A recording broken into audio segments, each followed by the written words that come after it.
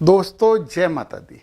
मंगल महाराज की दमदार राशि मेष अगस्त 2026 में ग्रह गोचरीय व्यवस्था आपको क्या देने जा रही है, इस पे चर्चा करेंगे। और जो देने जा रही है उससे ज्यादा और शुद्धता प्राप्त करने के लिए क्या करें, हम नक्षत्रों से संबंधित उपाय करेंगे और हमारे पंच तत्वों को भी हमें संतुलित करना है।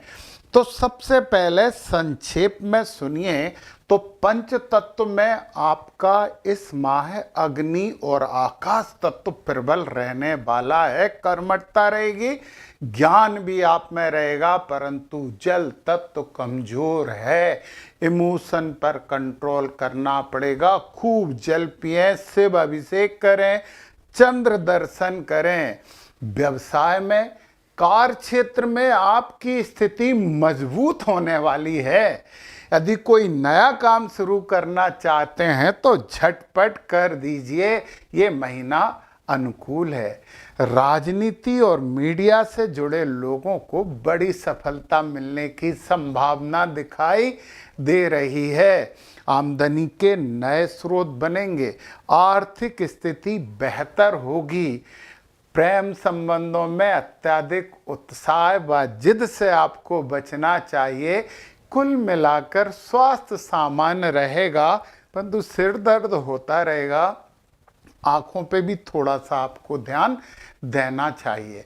अब हम बात करते हैं गोचर में। गोचर में ये ग्रह आपके लिए कुछ विशेष जानकारी, विशेष संकेत दे रहे हैं। सबसे पहला गोचर तो यहाँ देख लें, गुरु और शुक्र यहाँ पे मिल गए हैं और 8 अगस्त तक गुरु अस्त रहेंगे। अस्त रहेंगे, गुरु अस्त नहीं होते, परंतु 8 अगस्त तक आपके ज्ञान में एग्रेशन, सूर्य का एग्रेशन और थोड़ा सा अहंकार का प्रभाव रहेगा। और क्यों ज्यादा रहेगा?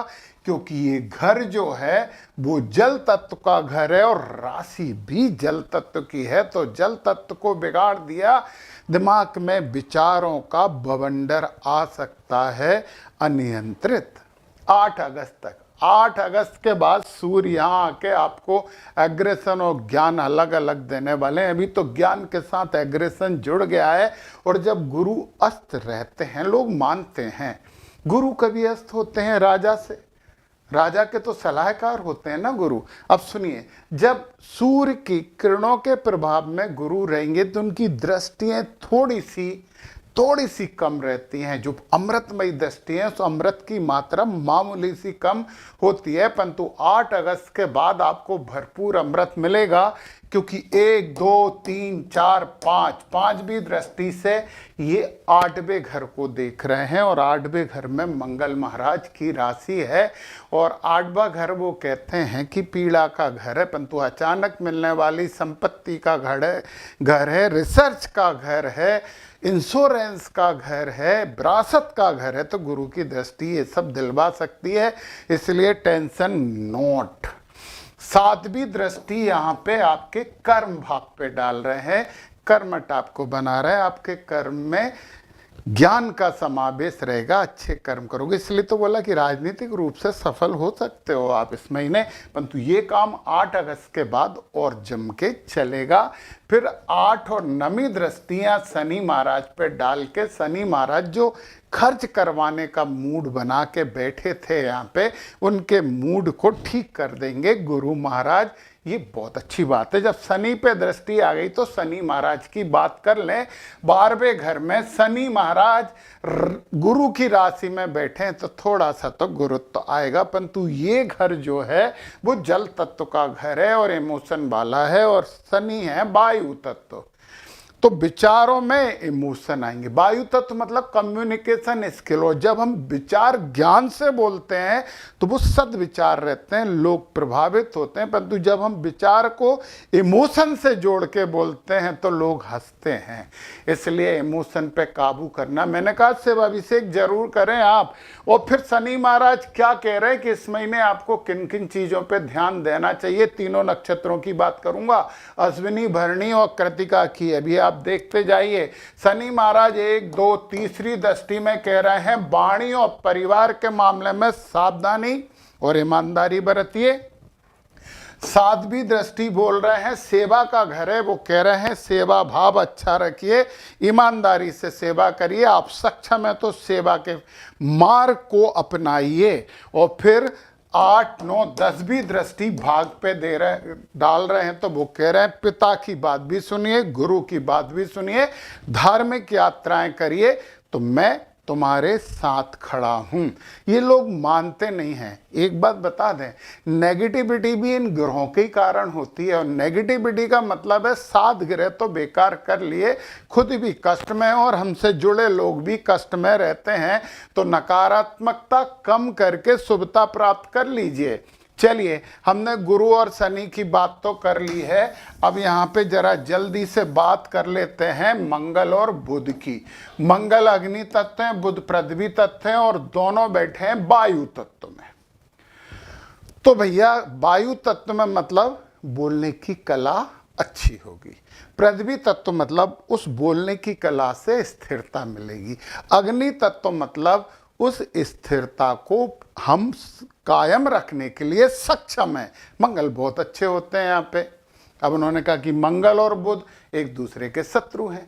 देखिए, जब मंगल बुध को अनुसरण करेंगे तो बुद्धिमत्तापूर्ण काम होंगे, परंतु जब बुध मंगल का अनुसरण करेंगे तो फिर एग्रेशन होगा। तो डिग्री जिसकी ज्यादा होगी वो आगे रहेगा, कम डिग्री वाला पीछे रहेगा। चलिए, हमने ये बात कर ली, केतु 5वें में अग्नि तत्व तो भड़का रहे हैं। यार स्कूल कॉलेज और ये जगह बदलने की कोशिश मत करना, गणपति जी की आराधना करते रहना। शुक्र 6ठे घर में अच्छे नहीं होते, परंतु ये है कि शुक्र महाराज क्या होंगे, 6 से कर्क, 6 शुक्र कहाँ गए, शुक्र भी 6ठे घर में रहने वाले हैं पूरे महीने, और बुध 6 से कर्क में आ जाएंगे तो और अच्छे हो जाएंगे। और सूर्य महाराज की भी एक बात, 8 के बाद तो वैसे ही आपको हो रहा है 17 तारीख को सूर्य भी हट जाएंगे, 8 से तो गुरु अस्त नहीं है, वैसे भी गुरु अस्त कभी नहीं है।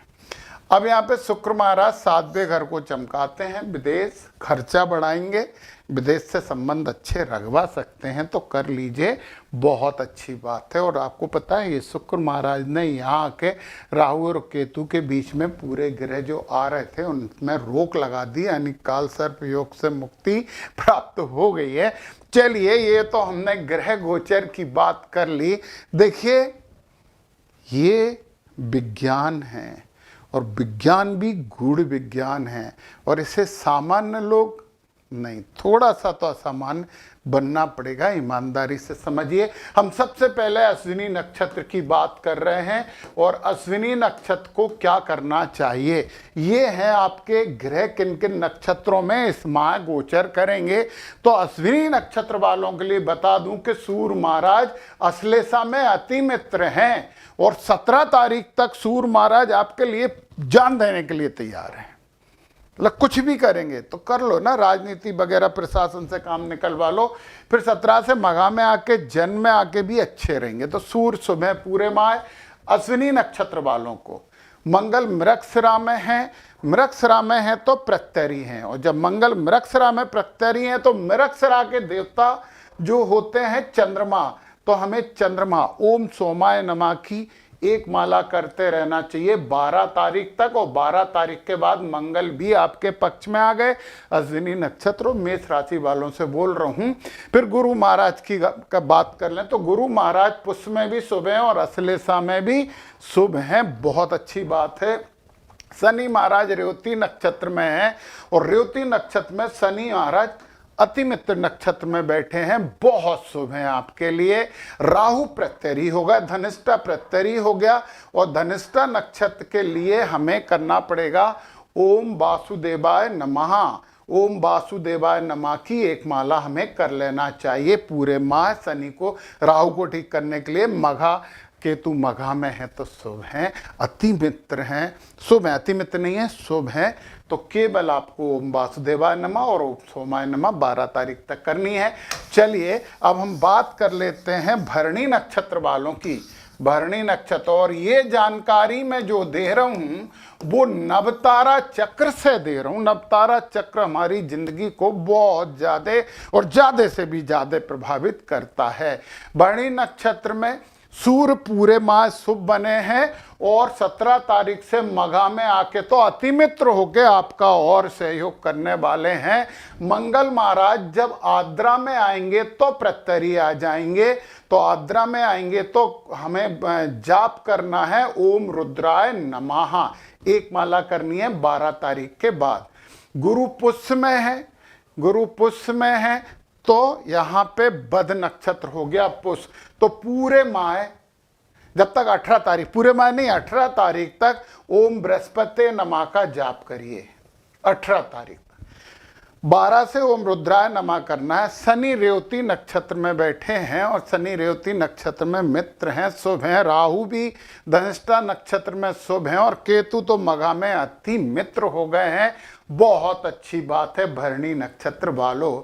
अब भरणी नक्षत्र वालों के बाद हम बात कर लेते हैं कृतिका नक्षत्र की।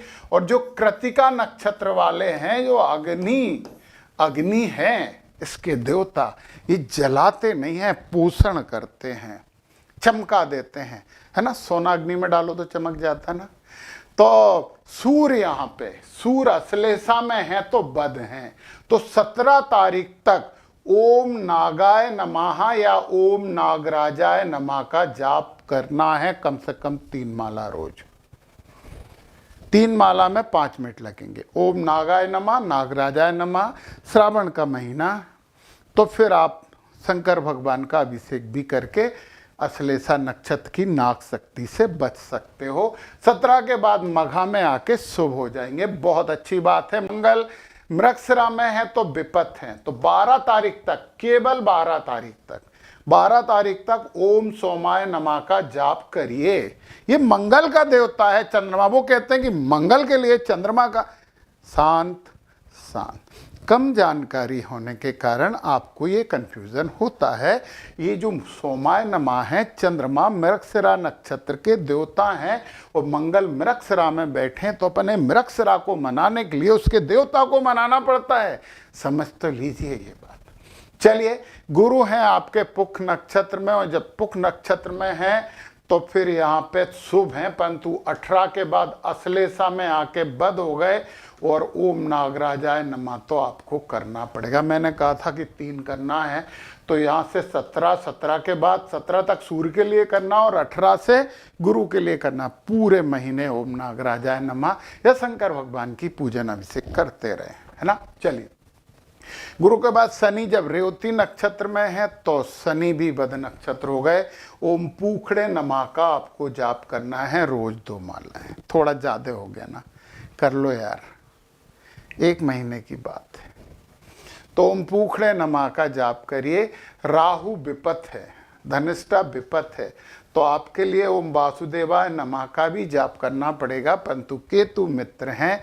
तो ये जो नवतारा है ना, जिससे मैं ये सब बता रहा हूँ, वो आपको समझना है तो नीचे मेरे ऐप की लिंक है डिस्क्रिप्शन में, उस ऐप की लिंक को क्लिक करिए, ऐप डाउनलोड करिए।